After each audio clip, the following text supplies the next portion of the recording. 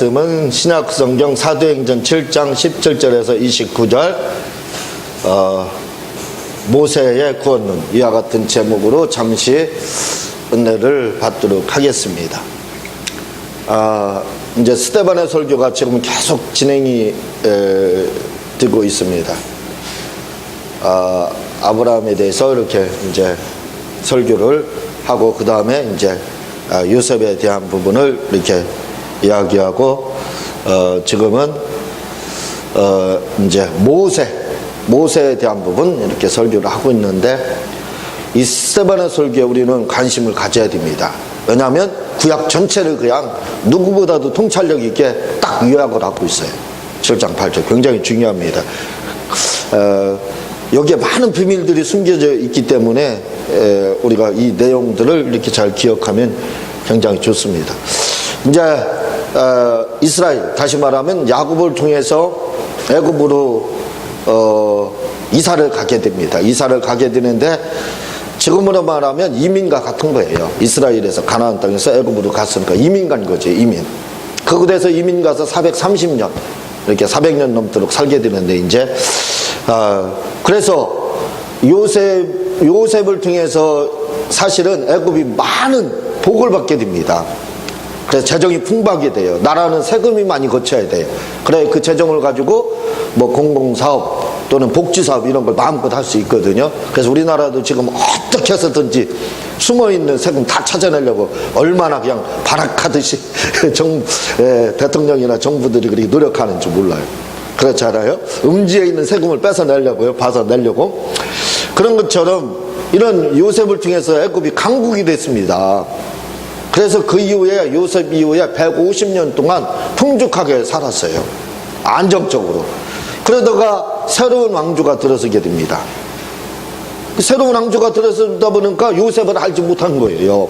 요셉의 그 은혜를 알지를 못하는 겁니다.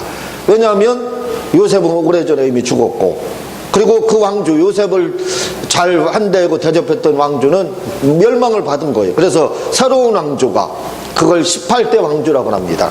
무슨 말씀이냐면, 우리나라에 고구려가 있었고, 그 다음에 고구려, 백제, 신라, 이렇게 이 왕조들이 있었죠. 그러다가 신라가 통일을 합니다. 그래서 신라라는 새로운 왕조가 들어섰어요. 그래도 어떻게 돼요? 고려라는 새로운 왕조가 들어서요. 그래도 어떻게 돼요? 조선. 그러다가 이제 대한제국, 지금은 대한민국, 이렇게 새로운 왕조가 이렇게 들어서는 거예요. 이 새로운 왕조라는 것은 전혀 새로운 나라입니다. 새로운 나라를 말하는 거예요. 그래서 새로운 나라라고 해도 애굽이라는 그 자체에 우리나라처럼 고려가 조선이 되고 그렇게 하지 않고, 그냥 그 나라를 계속 한 나라의 이름으로 다 나가면서 왕조만 바뀐 거예요. 왕조만. 새로운 왕조. 새로운 왕이 들어선 거예요. 전혀. 그러니까 신라를 물리치고 고려 태조 왕건이 고려를 세운 거랑 똑같다 이거죠. 그래서 이때가 BC 1584년 정도 이렇게 된 겁니다. 그러다 보니까 이제 모르다 보니까 어떻게 돼요? 이스라엘 사람들은 자녀를 낳으면 순풍순풍 잘 낳고, 그때는 의술이 발달되지 않았기 때문에 낳으면 금방 죽지요. 그래서 많이 낳는 겁니다. 그 중에 몇 명만 살아남으라 이거예요. 한 다섯씩, 막 12명씩 이렇게 탁 나는 거예요. 그래서 뭐예요? 다 그 중에 5명 죽더라도 5명 살아남잖아요. 한 7명 정도? 그런 의미에서 잔뜩 이제 자녀를 낳았던 거지요. 그런데 이 애굽 사람들은 그렇게 낳으면 어떻게 돼요? 그 중에서 12명을 낳았다. 그러면 10명 정도가 죽고 2명만 살아남는 거예요. 근데 이스라엘은 어떻게 돼요? 12명 나오면 12명이 다 살아남는 겁니다. 그러다 보니까 인구가 막 폭발적으로 일어나는 거예요. 그때 당시에 이스라엘이 그 종살이 하면서 장정만 60명이라고 했으니까 4를 붙으면 300만이에요. 300만. 300만이라는 것은 그때 당시 어마어마한 숫자입니다. 응?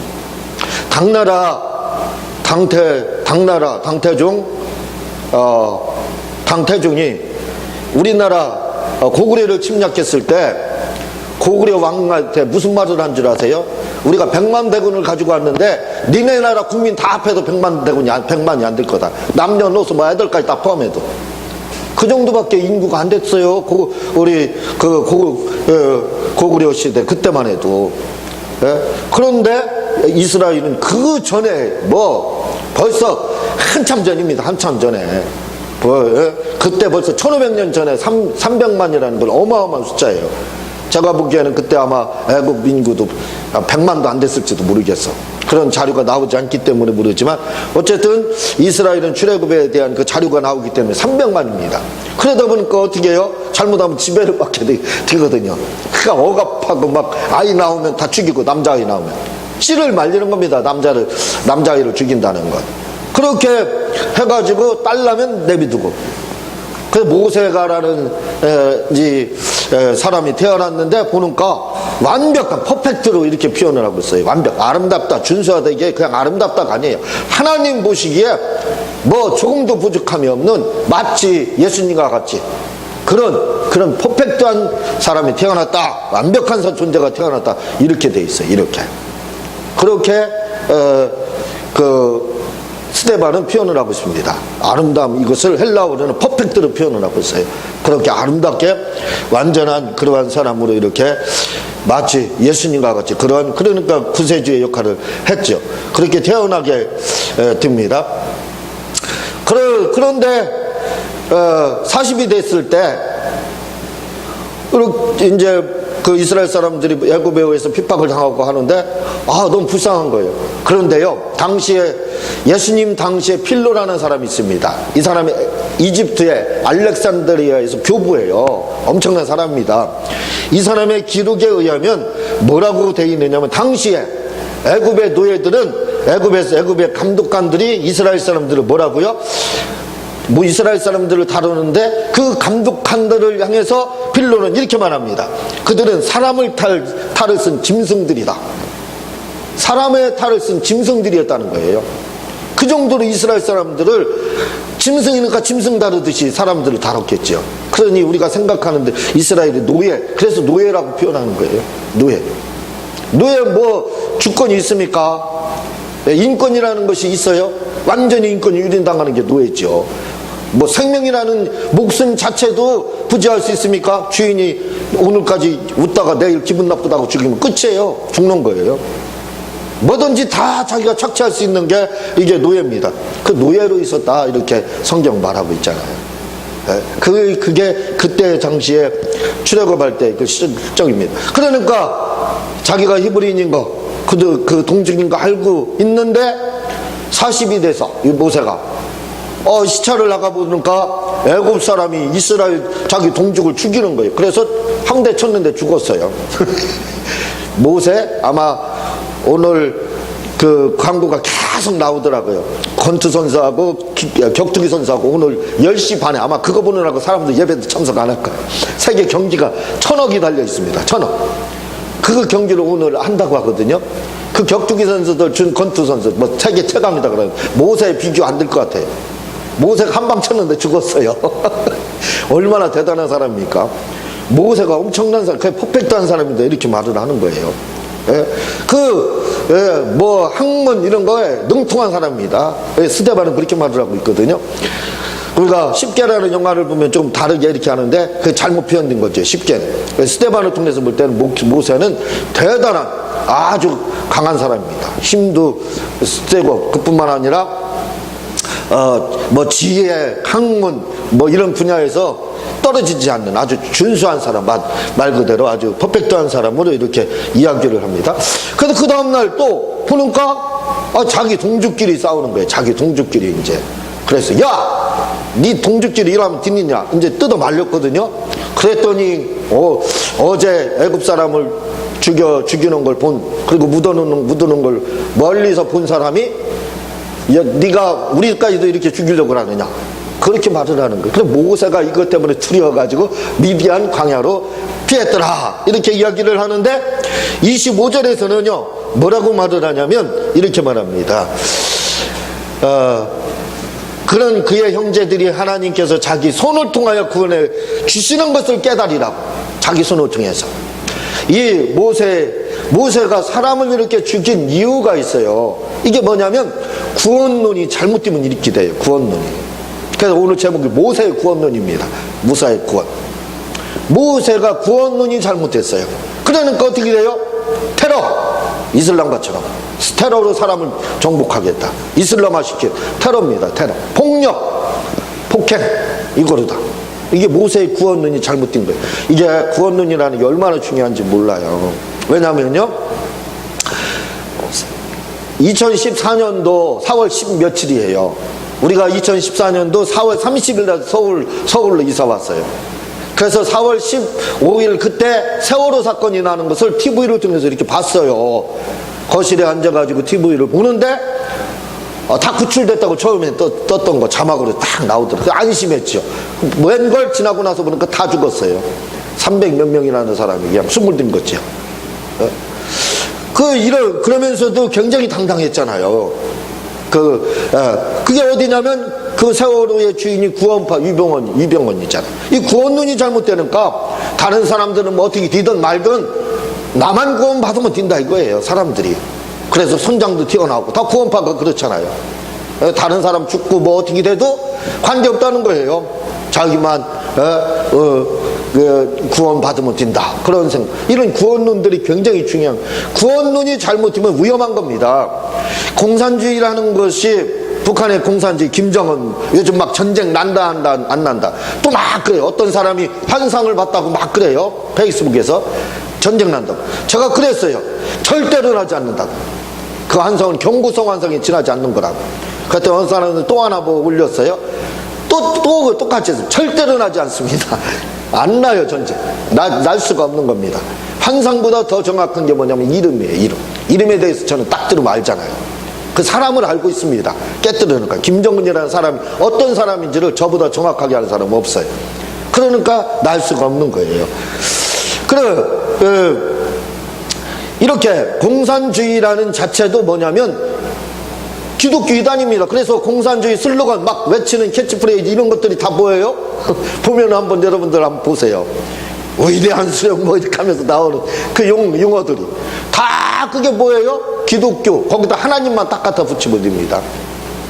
공산주의는 그게 민주주의 공산주의가 아니라 기독교 이단입니다. 기독교 이단. 그렇게 생각하세요. 공산주의는 기독교. 그게 뭐예요? 구원론이 잘못된 거예요. 그들의 구원론은 유물론이기 때문에. 구원론이 잘못되면 이렇게 사람 목숨을 파리 목숨, 돼지 파리 목숨처럼 하는 겁니다. 이 구원론이라는 게 굉장히 중요해요. 그러니까 모세도 뭐라고 해요? 내 손으로, 자기 손으로. 하나님의 손이 아니에요. 하나님이 나를 내 손으로 구원할 거다, 그렇게 생각했다는 거예요. 자기 손 힘이 세거든요. 장군이니까 엄청난 파워를 가지고 있으니까. 치니까 죽었어. 그러면 어떻게 돼요? 애굽을 폭동을 일으켜서 이스라엘이 점령하고, 그래서 애굽을 이스라엘화 시키려는 그런 계획을 가지고 있는 사람이 모세였어요. 그런 구원은 자기 손으로, 하나님의 손이 아닙니다. 하나님을 의지하는 게 아니에요. 그건 잘못된 구원론을 가지고 있으니까 결국 어떻게 됐어요? 폭력을 행사해서 사람을 죽이고, 결국 그 일로 인해서 자기는 자아가 깨지게 되는 거죠. 내가 생각했던 거하고 다르구나, 나는 연약한 사람이구나 하는 걸 깨닫고 결국 도피했다가 40년 후에 다시 나타나서 결국 이스라엘을 구원을 하게 되는 겁니다. 이 구원론이라는 게 이게 얼마나 무서운지 몰라요. 이게 굉장히 중요한 겁니다. 이 구원론이 잘못되면 사람 목숨을 파리 목숨처럼 알고, 뭐 다른 사람 무시하고 무례히 행하고 싸납게 굴어도 양심의 가치가 아무것도 없는 거예요. 이 굉장히 무서운 게 이 구원론입니다. 근데 기독교 구원론에도 문제가 지금 심각해지고 있습니다. 왜냐하면 페이스북 교통을 요즘 많이 하다 보니까 참 재밌는 내용들이 많이 있어요. 그런데 거기에서 보니까요, 올라오는 것들이 뭐라고 그러냐면, 기독교는 만민 구원론이 아니다. 기독교는 예수님을 믿어서 구원받는 것이 아니다. 기독교는 뭐냐면 선택 구원론이다, 이렇게 말을 하고 있어요. 그런 사람들이 많이 있습니다. 그걸 당연시하고, 또 오늘 아침에 제가 기독교 TV를 보면서 설교를 듣고 하는데 어떤 분, 또 유명하신 분도 그런 식으로 또 이야기를 하고 있어요. 참 내가 마음이 너무나도 아팠는데요. 자, 만약에요 선택으로 구원을 받는다고 하면 간단합니다. 결론은 예수님 필요가 없어요. 아니 창세전에 선택이 됐는데 뭔 예수님이 귀찮게 파고들려고 그래요. 왜 예수님이 끼어드느냐 이거예요. 그렇잖아요. 아니 창세, 교회를 뭐하러 다녀요? 교회를 다닐 필요도 없습니다. 선택에 의해서 듣게 되면 예수님도 필요 없고 교회 다닐 필요도 없고 그냥 집에서 자빠져 자면 돼요. 말 그대로 그렇게 하면 되는 겁니다. 교회 한 번도 안 나와도 돼요. 불교인들은 1년에 한 번 초파일이라도 가요. 그러나 선택이 된다고 하면 초파일도 1년에 한 번도 필요 없습니다. 뭐 살인 사람들 죽여도 관계없어요. 누나 깜짝할 필요가 없습니다. 왜? 선택됐는데 나고될 일이 있느냐 이거예요. 절대 그렇지 않아요. 이게 얼마나 무서운 건지 몰라요.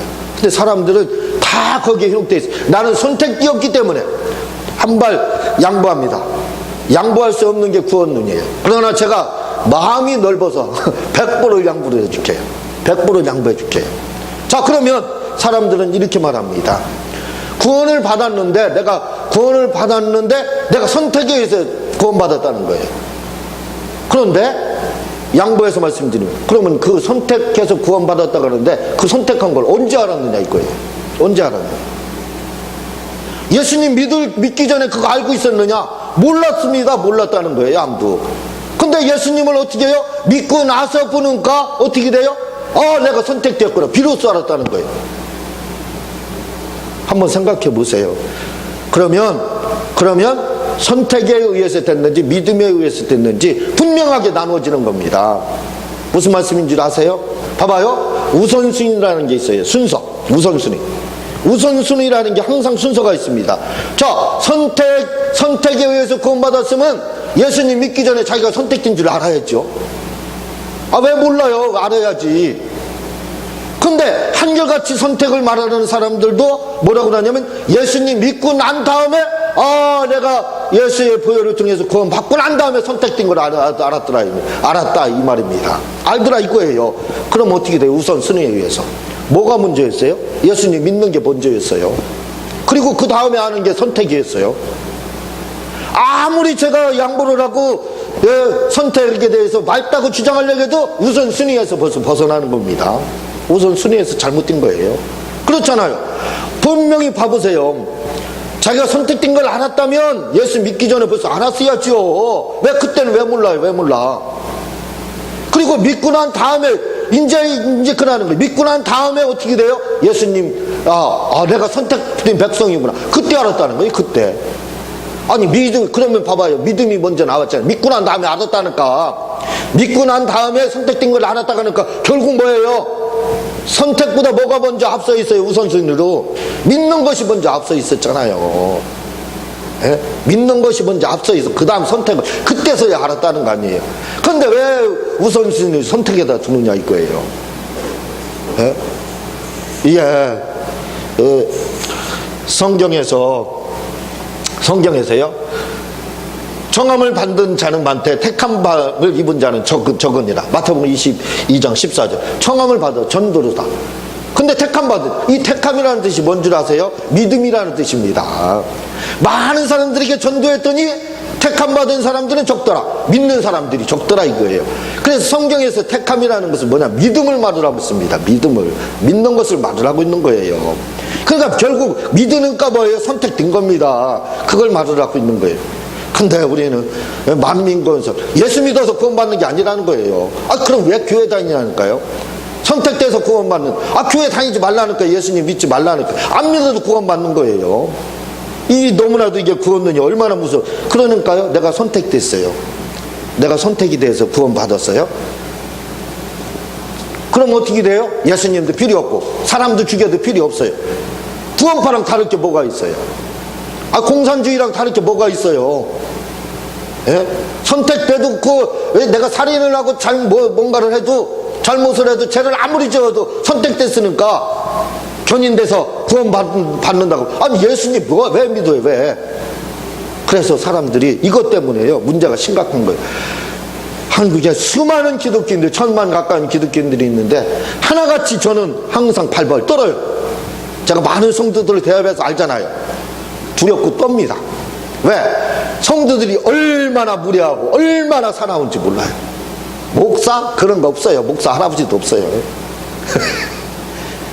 자기 교회 담임 목사 아니면요 제 앞에서 담배 피면서 얘기해요. 그런 사람들이 한두 명이 아니에요.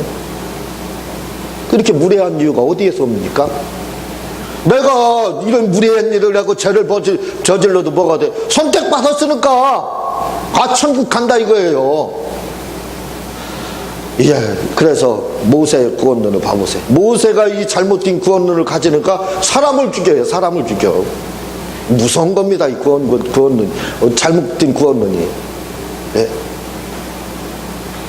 예, 또 요즘에는요, 어떤 구원론이 이렇게 믿음을 부인하고 선택으로 구원받는다 같고요. 또 한 가지는 요즘에는 이행득의, 다시 말하면 행함으로 구원받는다는 거예요. 행함으로. 그게 또 요즘에 왜 선택이 아닌 것 같은데, 그렇다면 뭐예요? 또 이게 내가 행해서 믿는 걸로 부족하다. 왜? 예수 믿는다고 하는 사람들도 아까 말씀드렸듯이 무리야, 싸납고, 아직 기독교 소리를 듣는 거죠. 그렇게 산다 이거죠. 그러니까 어떻게, 이건 아닌데 하는 생각이 들어가는 거예요. 그러니까요, 어떻게 돼요? 공로를 쌓아야, 예수 믿는 걸로 부족하고 공로를 쌓아야 구원받는다. 이렇게 된 겁니다. 그래서 이행득의가 나오고 있어요. 이행득의. 공로로다. 열심히 불교처럼 노력하고 참선을 하고 고행을 하야 그런 공로를 쌓아야 마치 구원만. 그래서 선행을 많이 천주교입니다. 그게 천주교는 선행 구원론이에요. 선행을 많이 해야. 그래서 선행만 많이 하면요, 어느 종교든지 구원이 있다는 게 천주교입니다. 왜? 선행 가지고 공로가 쌓여져서. 그래서 천주교의 시초라고 할 수 있는 오리게는 만민구원론을 말을 하고 있어요. 이 만민구원론이라는 게 뭐냐? 누구든지 예수님 믿으면 구원받는 게 아니라 누구든지 예수님을 이 땅에서 믿지 않아서도 연옥이라는 그곳에 가가지고, 연옥이라는 곳, 그곳에 가서 공로를 쌓으면 천국으로 이전을 한다는 거예요. 시간이 지나면. 시간이 문제지. 그래서 결국 지옥 가는 사람이 지옥 하나도 없고 지옥 자체가 없다는 겁니다. 그게 이 오리겐의 주장이에요. 그거랑 다를 게 뭐가 있느냐 이거예요. 공로구원. 이행득의 공로를 쌓아서 공로로 다 구원받. 예수님 부정하는 겁니다. 예수님 없어도 돼요. 착한 일은. 종교개혁을 했던 루터는 뭐라고 이야기하냐면, 선한 나무에서만 선한 열매가 열린다 이렇게 말합니다. 나쁜 나무에서는 나쁜 것이 열릴 수밖에 없다는 거예요. 그러면서 말을 합니다. 나쁜 천주교에서는 선한 열매가 맺어질 수가 없다는 거예요. 왜? 우리를 바꾸자 이거죠. 우리가 선한 사람입니까? 죄로 인해 타락한 아담 이후에 우리는 어떻게 됐어요? 다 죄인입니다. 이미 선한 나무가 되지 못해. 여기서 선이라고 하는 것이 도대체 하나님을 만족시킬 수 있어요? 아니, 우리가 선을 한다고 한번 쳐보세요. 얼마나 무슨 선을 얼마나 한다는 거예요? 그 하나님 마음에 그 요만큼이라도 차겠습니까? 그렇잖아요. 하나님 마음에 우리가 선을 하고 깨끗이 살고 이 산속에 혼자 들어가가지고 평생 살다. 그렇다고 죄 안 지어요? 산속에서? 아마 제가 보기에는 더 음행죄 더 많이 질 것 같아요. 죄 안 짓느냐 이거예요. 예? 더 음란하겠지. 선은, 사람의 선이라는 것, 이건 하나님 보시기에 0.1도 안 돼. 1도 안 되는 거예요. 1도 안 되는. 우리 가끔 선해봤자. 루터가 바르게 말한 겁니다. 나쁜 나무 자체에서 어떻게 열매가 선한 게 열리느냐. 구원이 불가능하다는 말입니다. 그래서 종교개혁을 일으켰는데 지금 와서 다시 천주교로 돌아가고 있어요. 이행득의 공로를 쌓아서 공로를 쌓아야 구원을 받는다고 지금 그렇게 말하더라고요. 이 도대체 뭐가 어떻게 되는지 똥인지 오줌인지 지금 구별을 못하고 있습니다. 이 구원론이 굉장히 심각한 거예요. 이게 문제가 큽니다. 이게. 근데 우리는 이 구원론에 대해서 바르게 알아야 됩니다. 바르게 알아야 돼요. 이신득의, 우리가 말하는 구원론은 바로 성경에서 말하는 구원론은 이신득입니다. 그게 뭐예요? 믿음으로 이렇게 된다. 누구든지 뭐예요? 믿음으로. 그래서 로마서 1장 17절 복음에는 하나님의 의가 나타나 믿음에 이르게 하나니 기록된 바 의인은 오직 믿음으로 말미암아 살리라. 믿음으로 구원받고 의인은 믿음으로 산다는 거예요. 예? 우리가 의롭게 되는 것이 뭐라고요? 다시 말하면 내가 죄 없다. 의롭게 간단하게 말해서 구원받는 거. 우리가 구원받는 게 뭐라고요? 믿음으로 이룬다는 거. 자, 그런데요, 여기에 어폐가 있습니다. 잘 보세요. 무슨 말씀이냐면, 자, 성경은 뭐라고 그랬어요? 이 로마서 1장 17절의 주제, 믿음으로 이신득의는 로마서의 주제고 교리서입니다. 로마서는 조직신학이에요. 신학의 주제입니다. 이신득의는. 근데 이신득의를 뭐라고 하는 줄 아세요? 로마서 1장 17절을 신구약 66권의 주제라는 겁니다. 중심이라는 거예요. 그게 뭐예요? 사람은 예수님을 믿음으로 구원받는다고 이렇게 될 수 있다는 거예요. 이신득의, 이게 성경 전체의 주제라는 거예요. 아니, 성경 전체의 다 주제라고 그렇게 말을 하면서 믿음으로 구원받을 수 있다고 그렇게 말을 하면서 왜 선택을 말을 해요? 왜? 아니, 주제가 그렇다고 자기 입으로도 말을 하면서 왜 또 선택을 하고 있는, 이게 무슨 아닙니까, 이게? 이 큰 무슨 아니에요, 이게요? 그렇잖아요. 한번 상식적으로도 생각해봐요. 아니, 선택으로 구원받는다. 공로로 구원받는다. 이렇게 말을 해놓고, 성경의 주제가 뭡니까? 그러면요, 목사님들이 누구니도 한결같이 로마서 1장 17절 이신득입니다. 믿음으로 구원받습니다. 그거라고 다 얘기해요. 그러면 왜 선택으로 구원받느냐가 전혀 반대되는 모순인데, 오펜데 전혀 반대 극과 극입니다. 네? 완전히 다른 말이에요. 그게 이신득이하고 이행득이하고 그리고 또 선택으로 구원받는다. 이것은 완전히 극과 극이라는 거예요. 절대로 만날 수 없는 거예요. 아니, 그렇게 성경의 주제가 뭐냐고 하면 한결같이 성경 공부할 때 목사님들이 다 가르쳐요. 이신득의 믿음으로 이렇게 됩니다. 아니, 그렇게 말했으면 끝까지 얘기를 해야죠. 왜 내용이 일치가 안 되는 거예요? 왜 내용이 일치가 안 돼가지고 여기서는 믿음으로 구원받는다 가르칠 때는 거라고, 그럼 어떻게 구원받습니까? 선택으로 받죠? 이게 뭐예요 도대체? 도대체 무슨 역하심정이에요? 도대체 이거 아니, 스스로 좀 한번 생각해보면 안 될까요? 이게 얼마나 모순된 일인지 조금만 생각해보면 아는데, 사람들이 아무 생각 없이 설교를 듣고 아무 생각 없이 그냥 칼빈주의로 받아들이고, 누구 주의예요. 예? 이즘 주의라는 것은 자기 생각이에요. 자기 생각. 논할 수 있는 문제고 그게 절대 가치가 아니라는 뜻입니다. 하나의 주장에 분파에 지나지 않는 주장이에요. 근데 그게 절대적인 것처럼, 절대적이라는 말은 성경에다만 붙일 수 있는 겁니다. 성경은 우리에게 분명히 말합니다. 믿음으로 이렇게 된다. 믿음으로 구원받는다는 거예요. 근데 이신득이 믿음으로, 이신층이 또는 이신득이 이렇게 말합니다. 그런데 사람들은 잘못 그걸 이야기를 하고 있다 이거죠. 절대 아닙니다. 절대 아니에요. 우리는 무슨 일이 있어도 예수님이 해놓으신 그 공로, 십자가에서 못 박혀 죽으신 그 공로, 그거 믿으면, 그거 믿어야 구원받는 거예요. 그거 믿어야 선택받는 거고, 그거 믿어야 병에서 치료받고, 그거 믿어야 우리가 천국에 갈 수 있는 겁니다. 제사함을 받을 수 있고. 제발 좀 제대로 좀 우리가 좀 알았으면 좋겠어요. 우리 성도들 얼마 되지 않지만 우리 성도들은 다 알고 있지만 바로 알았으면 좋겠어요. 스스로 모순된 말을 하지 말자 이거예요. 오페 있지 않습니까? 말도 안 되는 소리를 서로 그냥 모순되게 하고 있잖아요. 이신득이 얘기했다. 아니다. 선택으로 구하면. 아니, 도대체 나 헷갈려. 제가 너무 막 오늘 흥분했나요? 어쨌든 이게 잘못된 걸 사람들이 말을 하고 있기 때문에 흥분할 수밖에 없어요. 바르게 알자 이거죠. 우리는 오직 예수님의 십자가 보혈, 그 공로, 그거 믿어야 됩니다. 그거 믿지 않으면 구원 없어요. 구원 못 받습니다. 선택으로 되는 것도 아니에요. 공로로 되는 것도 아니에요. 예수님 믿고 나서 공로 쌓으세요. 그러면 상급이 옵니다. 공로로 받으려고 하지 마세요. 선택으로 받으려고 하지 마세요. 우리는 예수님을 믿음으로, 오직 믿음으로, 이게 진짜 만민 구원론입니다. 누구든지 예수님을 믿으면 구원받는, 이걸 예정해놓고, 누구든지 예수님 믿으면 구원받는, 이걸 예정해놓고 그 다음에 그 믿으면 구원받게 한 게, 이게 바로 선택이고, 이게 바로 믿음이고, 이게 바로 예정론인 겁니다. 근데 사람들이 잘 알지 못하는데 그렇게 말을 하고 있어요. 오늘 우리 분명히 합시다. 예수님을 믿음으로 구원받는다는 것을. 우리 이렇게 한번 통성으로 기도할 때 주여 세 번 하고, 주여 저를 주님 보혈로 구원해 주셔서 너무나도 감사합니다. 주여 세 번 하고 통성으로 기도하겠습니다.